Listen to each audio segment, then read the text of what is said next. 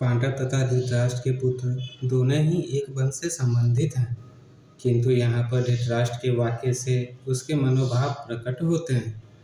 उसने जानबूझकर अपने पुत्रों को कुरु कहा और पांडु के पुत्रों को वंश के उत्तराधिकार से विलग कर दिया।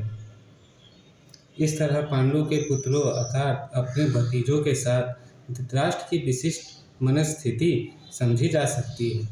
जिस प्रकार धान के खेत में अवांछित पौधों को उखाड़ दिया जाता है, उसी प्रकार इस कथा के आरंभ से ही ऐसे आशा की जाती है कि धर्म के पिता श्री कृष्ण उपस्थित हो वहाँ कुरुक्षेत्र रूपी खेत में दुर्योधन आदि धृतराष्ट्र के पुत्र रूपी अवांछित पौधों को समूल नष्ट करके युधिष्ठिर आदि नितांत धार्मिक पुरुषों की स्थापना की जाएगी। यहाँ धर्म क्षेत्र तथा कुरुक्षेत्र शब्द की उनकी ऐतिहासिक तथा वैदिक महत्वता के अतिरिक्त यही सार्थकता है। अब आगे संजय ने कहा, हे राजन, पांडु पुत्र द्वारा सेना की व्यूहरचना देखकर राजा दुर्योधन अपने गुरु के पास गए और उसने ये शब्द कहे।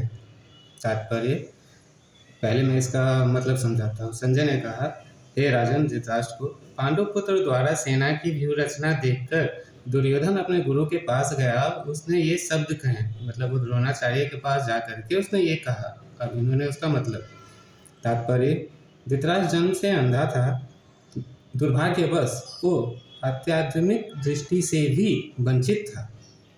वह ये जानता था कि उसी के समान उसके पुत्र भी धर्म के मामले में अंधे हैं और उसे विश्वास था कि वह पांडु पुत्र के साथ कभी भी समझौता नहीं कर पाएंगे, क्योंकि पांचों पांडव जन्म से ही पवित्र थे। फिर भी उसे तीर्थ स्थान के प्रभाव के विषय में संदेह था, इसलिए संजय युद्ध भूमि की स्थिति के विषय में उनके प्रश्न में मंतव्य को समझ गए। अतः वह निराश राजा को प्रोत्साहित करना चाह रहा था। उसने उसे विश्वास दिलाया कि उसके पुत्र पवित्र स्थान के प्रभाव में आकर किसी प्रकार का समझौता करने नहीं जा रहे हैं।